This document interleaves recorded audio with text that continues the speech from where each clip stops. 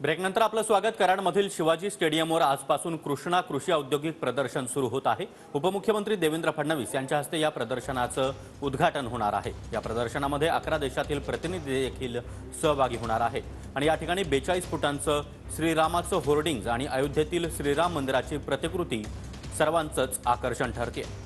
आणि या संदर्भात अधिक माहिती देण्यासाठी आमचे प्रतिनिधी दिनकर थोरात सध्या आपल्यासोबत आहेत। दिनकर, अगदी थोड्याच वेळात देवेंद्र फडणवीस यांच्या उपस्थितीमध्ये या प्रदर्शनाचं उद्घाटन देखील होणार आहे। काय अधिक माहिती आहे?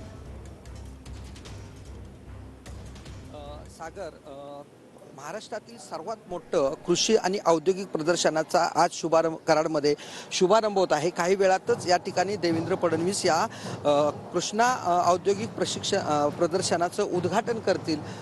या प्रदर्शनात 11 देशातील कृषी तज्ञ सहभागी होणार आहेत आणि कराडच्या शिवाजी स्टेडियमवर हे भव्य दिव्य प्रदर्शन पार पडत आहे।